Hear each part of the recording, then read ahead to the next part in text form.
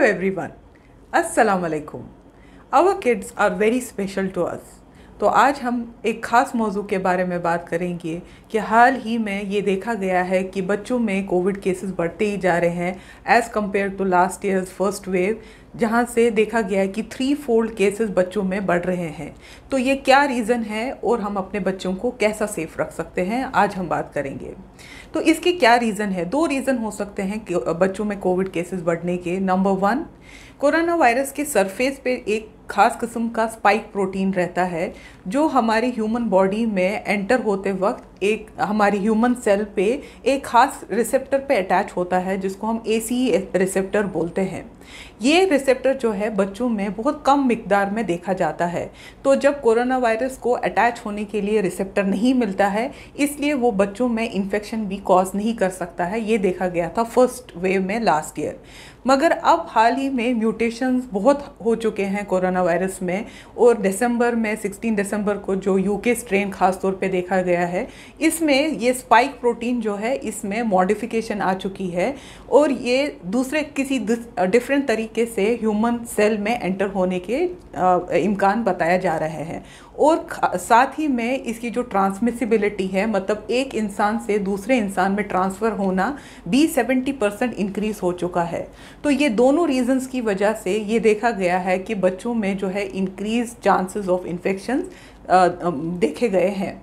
दूसरा रीज़न ये देखा गया है कि जो है हमने अपने बच्चों को प्रोटेक्ट करना छोड़ दिया है। We have let down our guards regarding the COVID appropriate behaviour. तो उसकी वजह से हमारे बच्चे भी बहुत लैक्स हो गए हैं और वो कोविड अप्रोप्रिएट बिहेवियर को फॉलो नहीं कर रहे हैं। अब हम डिस्कस करेंगे कि हम किस तरीके से अपने बच्चों को कोविड सेकेंड वेव में सेफ रखेंगे। Number 1 factor, alarming our self. जब हमारे को ये दिखेगा कि बच्चे में कोविड सिम्टम्स आ चुके हैं, तो हमको ये चीज़ पे ख़ास तौर पे मुतवज्जा होना है कि बच्चे में जो ही भी कोई सिम्टम्स ऐसा दिख रहा है जो कोविड के रिलेटेड हो सके, तो इमीडिएटली अपने बच्चे को हमको डॉक्टर के पास लेके जाना है और उसका टेस्ट कराना है, क्योंकि early diagnosis and early treatment से हमारे बच्चे सेफ रह सकते हैं और फर्दर कोविड डिजीज़ में प्रोग्रेस होने से बच सकते हैं। क्योंकि ये देखा गया है कि अगर हम प्रॉपर टाइम पे बच्चों को डायग्नोस नहीं करेंगे, ट्रीट नहीं करेंगे, तो वो फर्दर लैंड अप हो सकते हैं एक सिंड्रोम को, जिसको हम बोलते हैं multi system inflammatory syndrome in children, जिसकी वजह से बच्चों में काफ़ी इंटेंस हो जाता है कोविड इन्फेक्शन और मल्टी ऑर्गन फेलियर होता है जो उनके लिए काफ़ी फेटल हो सकता है और उसकी वजह से उनकी डेथ भी हो सकती है। तो इस चीज़ के लिए पेरेंट को जल्दी अलार्म होना है कि अगर उनको बच्चे को दिख रहा है कि फ़ीवर है, खांसी है, या बच्चा खाना पीना छोड़ दिया है, या बहुत फटीग दिख रहा है, खेलना छोड़ दिया है, लूज़ मोशंस, नौजिया, वॉमिटिंग है, या कभी कभी ऐसा भी देखा जा रहा है कि बच्चों की बॉडी पर रैश आ रहा है, तो इमीडिएटली उनको डॉक्टर के पास लेके जाइए और उनकी टेस्ट कराइए। चाहे वो सेकेंड डे ऑफ फीवर भी क्यों नहीं है, तो टेस्टिंग कराना बहुत इंपॉर्टेंट है for early diagnosis and hence for the treatment of the baby. Second factor ये है कि हमको फर्स्ट अपने आप को रोल मॉडल एक्ट करना है अपने बच्चों के लिए। ये नहीं सोचिए कि हमारा बच्चा हमारे को नोटिस नहीं कर रहा है, वो बिल्कुल ये नोटिस कर रहा है कि हम जो चीज़ें फॉलो करते हैं वो भी वही चीज़ें फॉलो करना स्टार्ट करते हैं।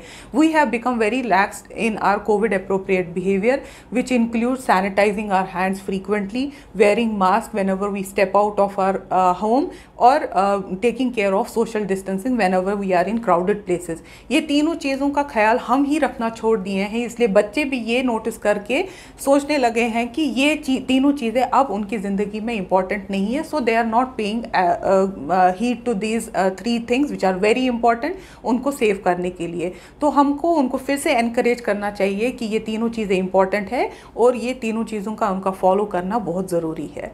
Number 3 prevention tip is not taking your kid into a crowded place.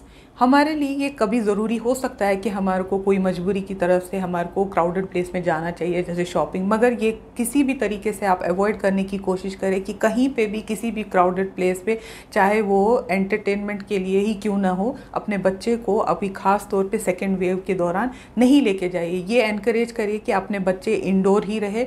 Outdoor playing activities अगर क्राउडेड है तो उसको अवॉइड करने की कोशिश करिए। Number 4 tip is giving a flu shot to your kid. Flu shot जो रहता है, जो yearly flu shot, annual flu shot रहता है, ये हमारे बच्चे को कॉमन फ्लू लाइक सिकनेसेस से बचाता है। ये फ्लू लाइक सिकनेसेस जो है कोविड सिकनेस से बहुत क्लोजली रिजेंबल करता है और पेरेंट्स को कंफ्यूज करता है। अगर उनको कोई कॉमन फ्लू लाइक सिकनेस होता है तो वो कंफ्यूज होकर सोचते हैं कि उनको कोविड, उनके बच्चों को कोविड हो गया। तो अगर हम अपने बच्चों को फ्लू शॉट दिलाएंगे तो हम इस कंफ्यूजन से बच सकते हैं और हमारे बच्चों को भी एक फ्लू लाइक सिकनेसेस से इम्यूनिटी बन जाएगी। Number 5 is very important to vaccinate ourselves, क्योंकि हमारे को मालूम है कि बच्चों के लिए अभी वैक्सीन मार्केट में नहीं आई है, मगर एडल्ट्स के लिए बिल्कुल आई है। और ये देखा गया है कि जो एडल्ट्स हैं, पेरेंट्स हैं, वो इन्फेक्ट होके घर पे जाके बच्चों को इन्फेक्ट कर रहे हैं। और इस चीज़ को बचाने के लिए अपने आप को वैक्सीनेट करना बहुत ज़रूरी है। अदरवाइज़ ये चेन ऑफ ट्रांसमिशन नहीं रुकेगा, ये एक से दूसरे को लग ही जाएगा और बच्चे फिर फर्दर ग्रैंड पेरेंट्स को ट्रांसमिट करते हैं और ये चेन ऑफ ट्रांसमिशन कंटिन्यू होता है। So to keep our kids safe, we have to get safe by getting ourselves vaccinated. If you like this video, please share it with your family and friends to keep our kids safe in the second wave of COVID pandemic. Till next video, thank you for watching and goodbye. Allah Hafiz.